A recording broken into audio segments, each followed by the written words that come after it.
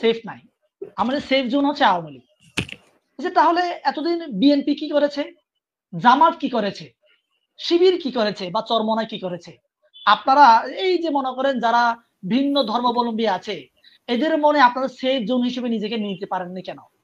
আলোচনা হয়, ওই আলোচনাগুলোতে আমাদের এই যে 16 ডিসেম্বরে যখন আপনার পাকিস্তান বাহিনী চুক্তি সই করেছিলেন, আত্মসমর্পণের ওই ছবিটা পিছনে লাগাই রাখে। বাংলাদেশে হিজবুত তাহেরি থেকে শুরু করে আপনার আনসার ইল হিন্দা, এদেরকে যেমন সন্ত্রাসী সংগঠন হিসেবে চিহ্নিত করে বাংলাদেশ থেকে ব্যান করার ব্যবস্থা করেছিল, ঠিক তেমনি বাংলাদেশ থেকে ইসকনকে আমরা বাংলাদেশ সরকারের কাছে আমরা চেয়েছি।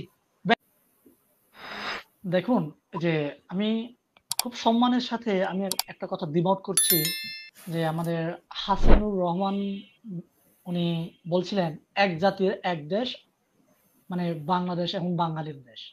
এখন দেখেন, এই যে এই কথা, এটা কিন্তু আপনার আমাদেরকে ষড়যন্ত্রের একটা ফাঁদ তৈরি করার সুযোগ করে দেয়। আমরা যদি এভাবে বলি যে আমরা মানে ভিন অনেক জাতির দেশ বাংলাদেশ, আমরা নিজেদেরকে বাংলাদেশি পরিচয় দিতে আমরা যদি একে অন্যকে এভাবে উৎসাহিত করি, তাহলে প্রতিবেশী রাষ্ট্রগুলো আমাদেরকে নিয়ে ষড়যন্ত্র করার সুযোগ পাবে না। তা এখন আমার এই পার্বত্য চট্টগ্রাম, শুধু পার্বত্য চট্টগ্রাম না, আমার বাংলাদেশে কোথায় এদের হস্তক্ষেপ নাই? আপনি আমাকে বলেন। রাজনৈতিকভাবে, সামাজিকভাবে, অর্থনৈতিকভাবে, সাংস্কৃতিকভাবে আমাদেরকে এমন কোন সেক্টর নাই এরা আমাদেরকে আগ্রাসন চালায়। কিন্তু আমরা কি এই আগ্রাসনের বিরুদ্ধে কথা বলি? আমরা বলি না। যারা কিনা আগ্রাসনের বিরুদ্ধে কথা বলে, তাদেরকে আমরা খারাপ চোখে দেখি।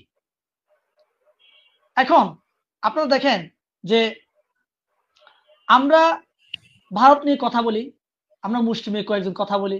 এখন আমি ডক্টর ইউনূসকে, আমাদের যিনি প্রধান উপদেষ্টা, চিফ অ্যাডভাইজার, উনি যখন চেয়ারে বসেন নেই, তো উনি একটা বিবৃতি দিয়েছিলেন যে তোমরা যদি আমাদের দিকে চোখ রাঙাও, তাহলে আমরা কিন্তু তোমাদের 7 সিস্টারও আমরা ব্যবস্থা করব।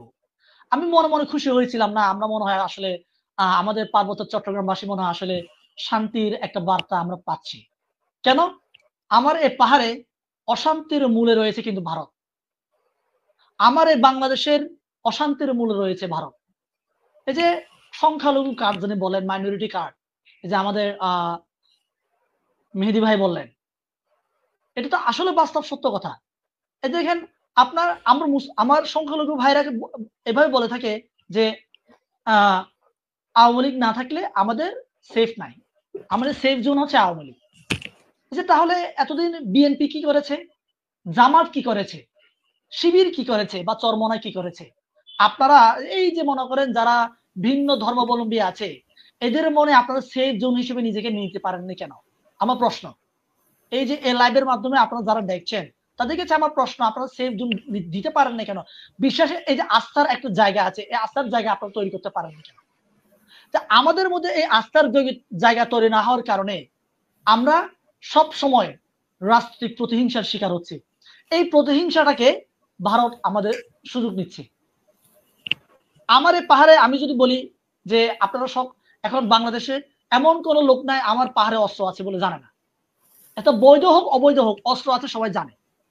কিন্তু দেখেন, ভারত আমাদের এই ভাইদেরকে ব্যবহার করছে নিজ দেশের বিরুদ্ধে কথা বলার জন্য, নিজ দেশের লোকদেরকে মেরে ফেলার জন্য বা আক্রমণ করার জন্য ভারত ব্যবহার করছে। আমরা কি পারতাম না এই ভাইদেরকে ভারতের দিকে, ভারতের ওই যে আপনার বিরুদ্ধে কথা মানে সংগ্রাম করার জন্য বা এদের বিরুদ্ধে স্ট্যান্ড নেওয়ার জন্য ব্যবহার করতে? আমরা কিন্তু পারতাম, কিন্তু আমরা এই সমস্ত কাজ আমরা করি নাই কেন? আমরা ভারতের দাবিদারি করতে পছন্দ করি। আমার বয়স, আমার এই জীবনে যা দেখেছি, যা শিখেছি, আমি মনে করি আমরা ভারতের দাবিদারি থেকে আমরা বের হতে চাই না। আমরা বাংলাদেশ পেয়েছি ভারতের ছত্রছায়ায়। এটা আমরা, এই যে ওরা আমাদেরকে বলে, ওদের ওদের আপনার কি বলে ইচ্ছা ছিল, ওরা নাকি দয়া করে আমাদেরকে স্বাধীনতা এনে দিয়েছে। এখন আমাদের বিজয় দিবসে এবং এবং ওদের সাথে, আপনার ভারতের সাথে যখন আমাদের দ্বৈপাক্ষিক চুক্তি হয়, আলোচনা হয়, ওই আলোচনাগুলোতে আমাদের এই যে 16 ডিসেম্বরে যখন আপনার পাকিস্তান বাহিনী চুক্তি সই করেছিলেন, আত্মসমর্পণের ওই ছবিটা পিছনে লাগাই রাখে কেন? আমাদেরকে বুঝাতে চাই আমরা তোমাদেরকে দিয়েছি মা, তোমরা তোমাদের শক্তিতে পাও নাই। এই যে আমি মনে করি এই ধরনের কাজগুলা আমাদের এড়িয়ে চলা উচিত। আমরা আমরা বলতে চাই আমরা বাংলাদেশে আপনার 20 কোটি মানুষ আছি, 20 কোটি মানুষের একটা একটা লাঠি ধরে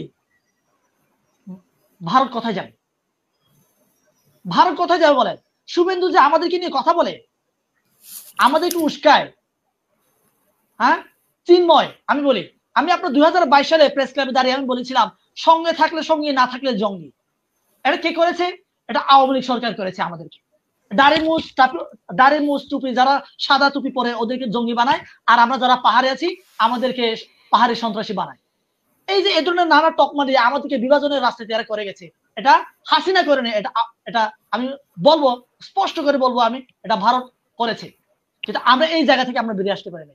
এখন দেখেন আপনার বিএনপি 15 বছর ধরে তাদের দ্বারা নির্যাতন নিপীড়নের শিকার হয়েছে, এরা নানা মামলার শিকার হয়েছে। দেখেন আজকে আমাদের মির্জা ফখরুল সাহেব কি বলেন, ইসকনকে আপনার আওয়ামী লীগকে ব্যান করা বা ওদেরকে ব্যান করা আমাদের প্রয়োজন নাই, প্রয়োজিত নাই। কেন এ কথা বলে? এরা তো 15 বছর ধরে নির্যাতন নিপীড়নের শিকার হয়েছে। এরা প্রথমে বলার দরকার ছিল আওয়ামী লীগকে আমরা বাংলাদেশ থেকে নিষিদ্ধ চাই।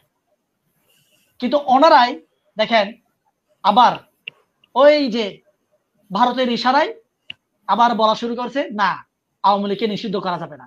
ঠিক তেমনি ইসকনকে যদি পশ্চিমা বিশ্বের অনেকগুলো দেশ যদি ওদেরকে নিষিদ্ধ করতে পারে, আমাদের বাংলাদেশ থেকে নিষিদ্ধ করা কেন যাবে না? আমরা তো হিন্দু ধর্মের বিরুদ্ধে কথা বলিনি, আমরা তো হিন্দু ধর্মকে আপনার নিষিদ্ধ করতে বলিনি। আমরা বলেছি বাংলাদেশে হিজবুত তাহরি থেকে শুরু করে আপনার আনসার ইল হিন্দা এদেরকে যেমন সন্ত্রাসী সংগঠন হিসেবে চিহ্নিত করে বাংলাদেশ থেকে ব্যান করার ব্যবস্থা করেছিল, ঠিক তেমনি বাংলাদেশ থেকে ইসকনকে আমরা বাংলাদেশ সরকারের কাছে আমরা চেয়েছি ব্যান করার জন্য, যেহেতু ওরা আমাদের বাংলাদেশে এই যে মাইনরিটি কার্ড হিসেবে ওরা ব্যবহার মানে ইউজ করে আমাদেরকে যেহেতু বিভাজনের রাজনীতি করছে, সন্ত্রাসবাদ ছড়াচ্ছে, এই জন্য আমরা তাদেরকে নিষিদ্ধ চেয়েছি। কিন্তু বর্তমান উপদেষ্টাদের মধ্যে দেখেন এরাও মিন করে কথা বলে। কেন ভাই? আমরা তো স্বাধীন। এই যে বললেন যে আমরা রক্তের বিনিময়ে বাংলাদেশ পেয়েছি, আমরা কি সেই রক্তের দাম আমরা দিতে জানি? আমরা কেউই জানি না।